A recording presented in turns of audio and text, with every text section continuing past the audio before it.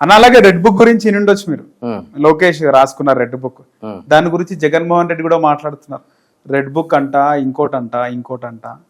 దాంట్లో ప్రధానంగా కొడాలి నాని, అనిల్ కుమార్ యాదవ్, అంబాటి రాంబాబు, రోజా, వల్లభనేని వంశీ, ఇలా చాలా మంది, పేరుని నాని ఉన్నాడు, పిన్నెల్లి రామకృష్ణారెడ్డి, మొన్న మనకి అక్కడ చూసుకుంటే పిఠాపురమే అనుకుంటా, కాకినాడకు సంబంధించి చాలా మంది ఎమ్మెల్యేలు, మాజీ ఎమ్మెల్యేలు, వాళ్ళ పేర్లు కూడా ఉన్నాయి.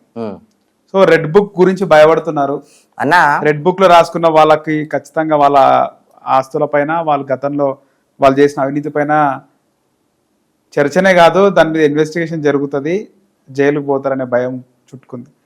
సాక్షాత్తు జగన్మోహన్ రెడ్డి ఆ మాట మాట్లాడినాడు. ఏమంటారు దీని మీద అన్నా? ఇప్పుడు రెడ్ బుక్ అనేది రాసుకున్నాడు, వాళ్ళు ఒక తప్పుడు పనులు చేశారని చెప్పి తెలిస్తే 100% జైలుకి వెళ్తారు. ఆల్రెడీ తప్పుడు పనులు చేశారు, ప్రతి ఒక్క లుచ్చనా కొడుకు చేశాడు. అది మీకు తెలుసు, నాకు తెలుసు, మొత్తం జనాలకి తెలుసు. అందుకే భయపడి దాక్కుంటున్నారు ఈరోజు ఇంట్లో. ఓకే, ఇలా దాక్కునే పరిస్థితికి వాళ్ళంతటా వాళ్ళు తెచ్చుకున్నారు. ఎందుకంటే ఒకటి గుర్తుపెట్టుకోవాలి, పదవి అనేది ఎప్పుడు శాశ్వతం కాదు, కుర్చీ ఎప్పుడు శాశ్వతం కాదు, ఓటమి గెలుపులు సర్వసాధారణం. ఒకటి గుర్తుపెట్టుకోవాల్సింది ఏంటంటే, ఈరోజు మనం కుర్చీలో ఉన్నాం కదా, హోదాలో ఉన్నాం కదా అని చెప్పి ఎంత పడితే అంత మాట్లాడకూడదు.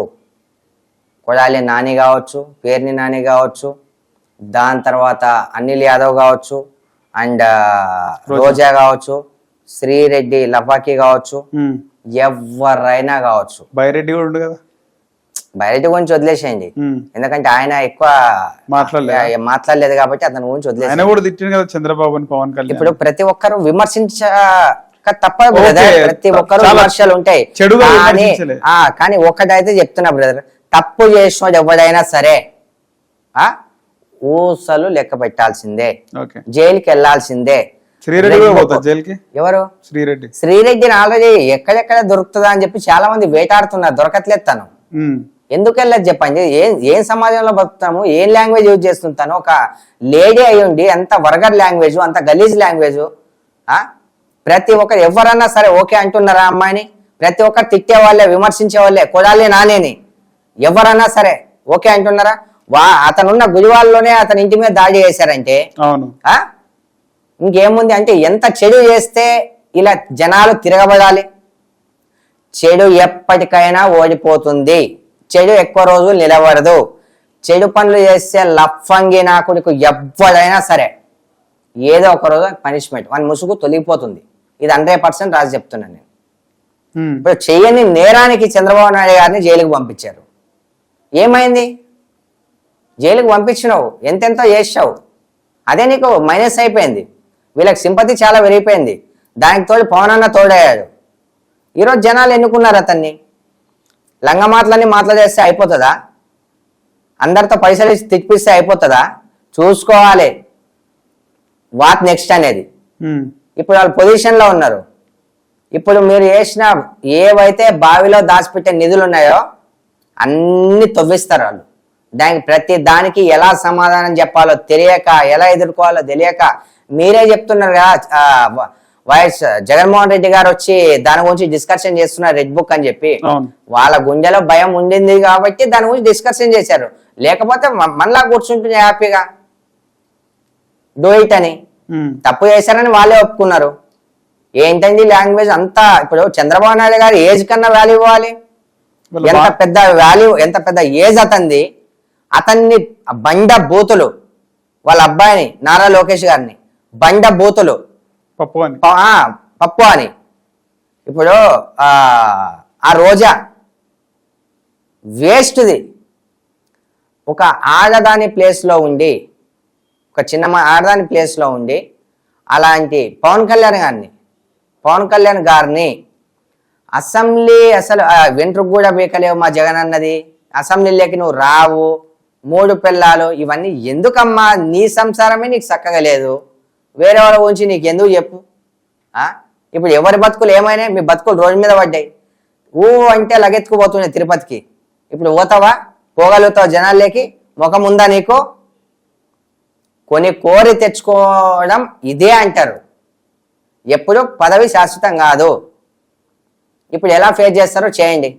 పవన్ కళ్యాణ్ అన్నని ఎలా ఫేస్ చేస్తారో చేయండి. చంద్రబాబు నాయుడు గారిని ఎలా ఫేస్ చేస్తారో చేయండి. నారా లోకేష్ గారిని ఎలా ఫేస్ చేస్తారో చేయండి. ఓకే, మీ పార్టీలోనే రజనీ గారు, విడుదల రజనీ గారు చిలకలూరుపేట, ఆ చిలకలూరుపేట లూజ్ స్టాక్ చేసింది అతను చేయలేదు. ఎక్కువ కేతిరెడ్డి గారు లూజ్ స్టాక్ చేశారా? చేయలేదు. విమర్శలు చేసిన వాళ్ళు మొత్తం ప్రతి ఒక్కరూ రెడ్ బుక్కి బలైపోవాల్సిందే. 100% చెప్తున్నాను. అనవసర విమర్శలు చేసిన వాళ్ళందరూ 100% చెప్తున్నా. రెడ్ బుక్ అనేది ట్రూ, రాసుకోవడం అనేది ట్రూ. దాంట్లో ఉన్న రెడ్ బుక్ లో ఉన్న రాసుకున్న ప్రతి ఒక్క నా కొడుకు ఎవ్వడు కూడా తప్పించుకోడు.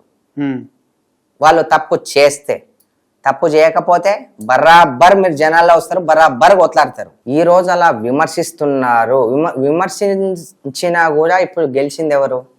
అతను ఒకవేళ అలాంటి వ్యక్తి అయితే ఎందుకు గెలుస్తాడు? 4 సార్లు చీఫ్ మినిస్టర్ అతను.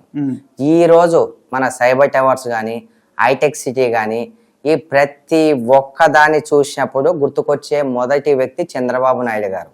హైదరాబాద్లో ఎలా పరిపాలన చేసిండు, హైదరాబాద్ని ఎలా మార్చిండు, అంతా ఈ ఘనత మొత్తం చంద్రబాబు నాయుడు గారిదే. పుక్కట్లో దొరికింది అని చెప్పి ఎన్ని పడితే నమ్ముకోలే, ఏది పడితే జైలే. వేలే అంటారా? వేలా లేలే. ఆయన వేసిండొచ్చు, ప్రతిదానికి ఒక లిమిట్ అనేది ఉంటుంది. లిమిట్ ప్రకారం చేసుకుంటూ పోవాలి. మరీ దొరికింది కదా అని చెప్పి దిగజారిపోయి మాత్రం చేయలేదు ఆయన. అతను మంచి చేశాడు కాబట్టి ఈరోజు జనసేన అధినేత పవన్ కళ్యాణ్ అన్న గారు, నరేంద్ర మోదీ గారు అతనికి మద్దతుగా వచ్చారంటే అతని వైపు న్యాయం ఉందని అది గుర్తుపెట్టుకోవాలి ప్రతి ఒక్కరు. సో డెవలప్మెంట్ చేసిరంటారు హైదరాబాద్ చంద్రబాబు 100%. హైటెక్ సిటీ వెళ్ళండి, హైటెక్ సిటీలో ఇప్పుడు కనిపిస్తామని ఎవరు డెవలప్ చేశారు? కేసీఆర్ గారు చేశారా? లేకపోతే ఇప్పుడు రేవంత్ రెడ్డి గారు చేస్తారేమో తెలియదు. ఎవరు చేశారు? అవన్నీ ఫస్ట్ స్టార్ట్ చేసిందే చంద్రబాబు నాయుడు గారు. గెలిచాడని చెప్పట్లే, మంచి ఎక్కడున్నా తీసుకోవాలని చెప్పి. ఇప్పటికి అంటున్నావు కదా చంద్రబాబు పెద్దరికం ఏంది తెలంగాణ మీద, గెలిచినావు ఆంధ్రప్రదేశ్ చూసుకో, తెలంగాణలో నీ పెద్దరికం ఉండొద్దు, చంద్రబాబు గెలిస్తే మళ్ళీ తెలంగాణ ఆంధ్ర కూడా కలిసే అవకాశం ఉంటుందని కొంతమంది అన్నారు. ఇప్పుడు మధ్యలో కూడా చాలా వరకు చంద్రబాబు నాయుడు నుంచి వెళ్ళిపోయినాడు, ఇటు నుంచి వెళ్ళగొట్టేసినాము, తెలంగాణలో టీడీపీ ఎక్కడ ఉంటుంది, తెలుగుదేశం పార్టీ, ఆంధ్ర పార్టీ అని కూడా అన్నారు. సో ఇప్పుడు సీన్ అట్లా కనిపిస్తలేదు. ఈ రోజు మురిగిన కుక్క రేపు పొజిషన్ బట్టి మొరగకుండా అయిపోద్ది. ఎలా ఉందంటే ఇప్పుడు సమాజం ఏది పొజిషన్ లో ఉంటే వాళ్ళ డప్పు కొట్టడం, ఏది పొజిషన్ దిగిపోతే వాళ్ళని వదిలేసి వెళ్ళిపోవడం. మన సొసైటీ ఎలా ఉందంటే జో దిక్తా ఓ బిక్తా.